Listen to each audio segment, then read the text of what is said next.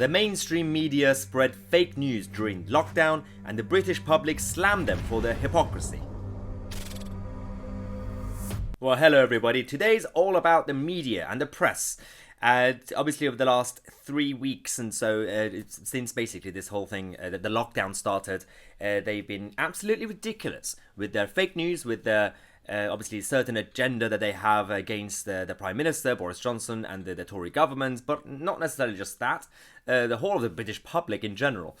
So in this video, we're going to talk about some of the examples we've had from the media, but also mention the reaction that we've had from the British public. And we're going to talk about Marcus J. Ball. If you don't know who he is, make sure to watch the end of the video because it's kind of hilarious.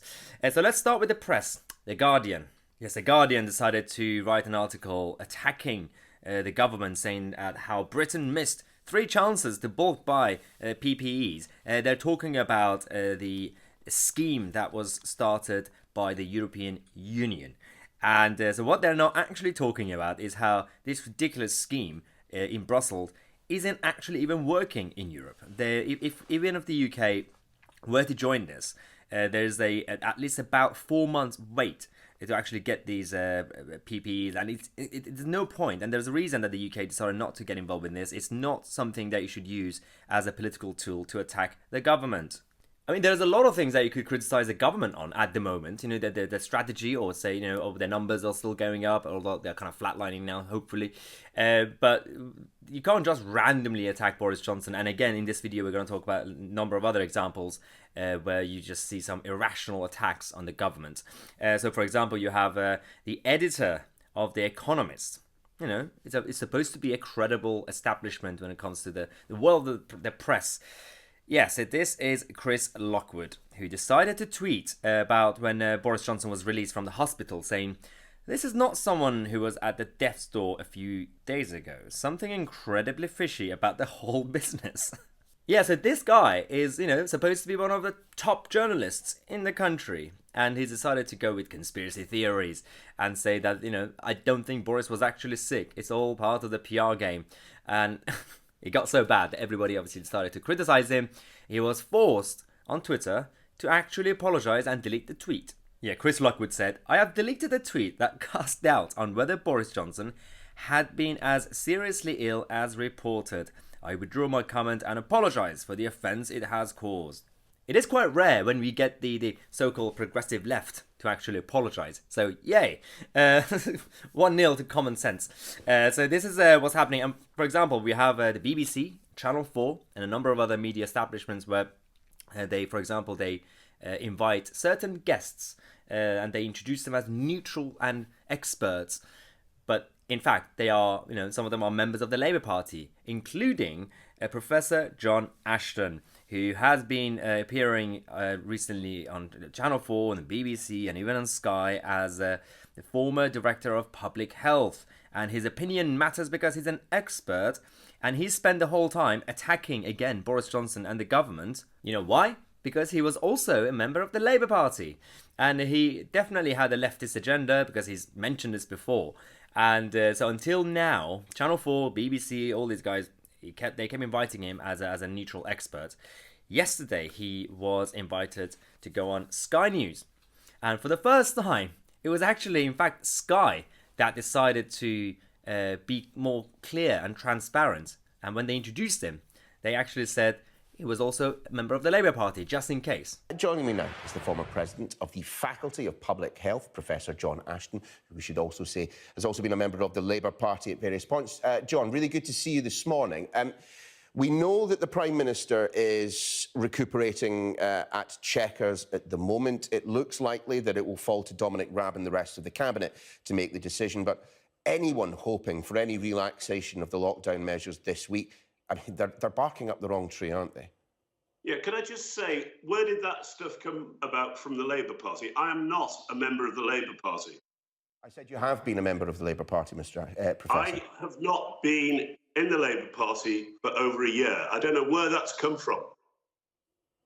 Well, can we maybe turn their attention to the topic then, Professor Ashton? Yes, please, but please don't politicise this. I'm attempting not to, and believe me. I'm attempting to try and take the politics out of this, for your sake as much as mine. Well, that was unnecessarily chaotic.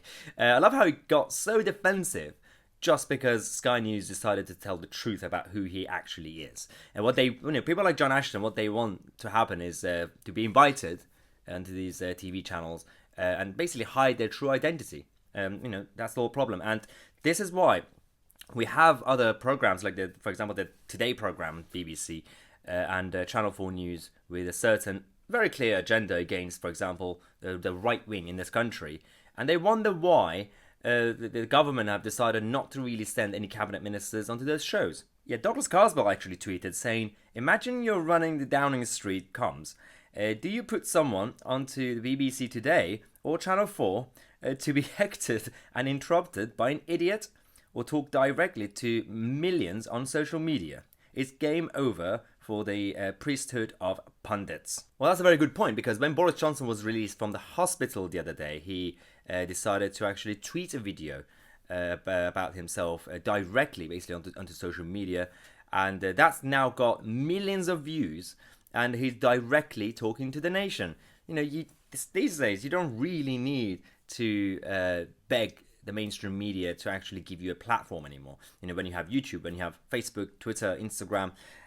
So this is why Brandon ONeil said something really interesting about this whole period that we're going through and the way the mainstream media are acting. It was also optimistic. It was an attempt to galvanize the nation. And I am absolutely struck by the contrast between the catastrophism of some sections of the media in relation to and the optimism that has been presented by Boris Johnson and also the Queen, which are far more about trying to get the nation to rally together, to push together, to make sure that we pull together to see off this terrible virus. One thing that I think is very interesting is that in certain sections of the media, there is this attempt to demonize Boris Johnson, but he does have a huge amount of public support. And in fact, the Conservative Party is currently has an historically high approval rating, and I'm sure that that's true of Boris too. So I do think that there's an out of touchness in some of the way in which this is being talked about. I think for most ordinary people, they look at Boris and they see someone who is trying incredibly hard to protect people from this virus. They don't see an evil man or a lazy man or a stupid man or anything else. And he's absolutely right.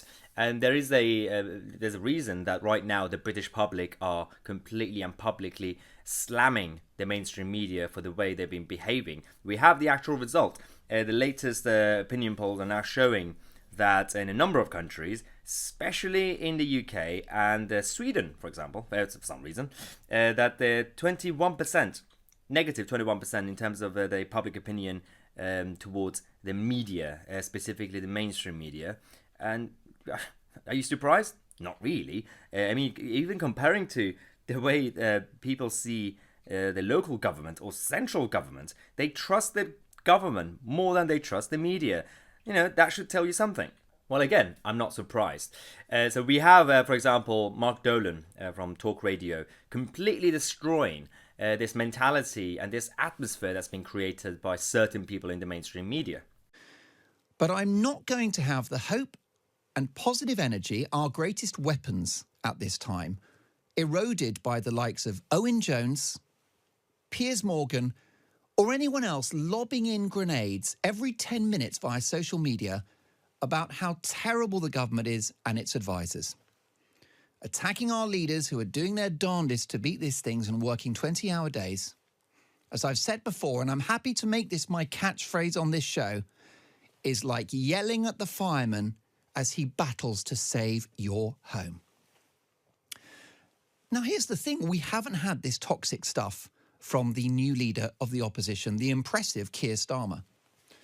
Amazingly, we didn't get it from Jeremy Corbyn. So I'm not taking it from a Guardian newspaper columnist or a breakfast TV teeth back in, a breakfast TV show host. We like to prove this is live every so often. We've heard sobering words from renowned global experts on this very show, and from them it's most welcome. But as many experts who are critical, there are as many who are broadly supportive of a strategy to defeat the virus that we'd never heard of 3 months ago. That's right, we'd never heard of coronavirus 3 months ago. So let's crack on. Enough already comparing ourselves to other countries and having nasal-gazing debates about whether there should have been horse race meetings at Cheltenham. Now is not the time. The tragic death toll does not make pretty reading. It's a national tragedy. If you want to focus your invective, however, blame the virus and a corrupt, duplicitous Chinese dictatorship who covered up its outbreak in the first place and actively went after scientists who dared to go public about it. We are so close to the end game of this virus, that holy grail, the peak of infections. When we get to the other side, and it will happen, might be early May, might be mid-May, this country will stride forward again, as we have done so many times in our history. And we will do it by deploying some very British qualities. Right, let's talk about Marcus J. Ball. For those who don't know who this person is, this is an idiot who is a Remainer, and they decided after the Vote Leave campaign won their referendum in 2016, he spent a couple of years starting a campaign against Boris Johnson, claiming that Boris Johnson, specifically Boris Johnson, lied about the Vote Leave bus, the £350 million of the NHS. Now, clearly, obviously, that bus was actually created by the Vote Leave campaign, and Dominic Cummings was behind it. And in terms of the politicians who were used as the face of it, it wasn't just Boris, it was Michael Gove, Priti Patel, a number of others as well. But this guy decided to go specifically after Boris Johnson, and he spent a lot of money. He lost a lot of money because the court decided that Boris Johnson did not lie about that bus. He's back, Marcus. So, and we kind of missed him now. So he's now claiming that Boris Johnson wasn't actually ill, and this was part of the plan. This is part of the PR game. So Marcus J. Ball has tweeted that I have sent an FOI request to St. Thomas's NHS Trust requesting confirmation/proof that Boris Johnson wasn't lying about being admitted there or the severity of his condition. The PR timing is just too perfect. I fear that he may be dodging responsibility by becoming a victim. I mean, oh God, there are people out there, seriously, there are people like him out there who think like this. It's quite dangerous, but I don't know. It's so he wants some attention. He's been away for a while. He's been trying to make money again, and PR timing's perfect. Yeah, so thank you, Marcus, for making my day. So obviously, we have a lot more to talk about when it comes to the media, the role of the big establishments, including the European Union, the World Health Organization, and the Chinese government. So if you're not subscribed to this channel, make sure to click on the subscribe button and the bell next to it so you get notified. We have a daily show at 5:45 p.m. Also, if you want to become a member and support this channel, you can find the link in the description or the join button next to subscribe, or just go on your browser and type in youtube.com/Maya2C/join. Just check out the details. There's a lot of perks and benefits you could get by supporting this channel. I'm Maya2C. I'll see you guys tomorrow with a new video.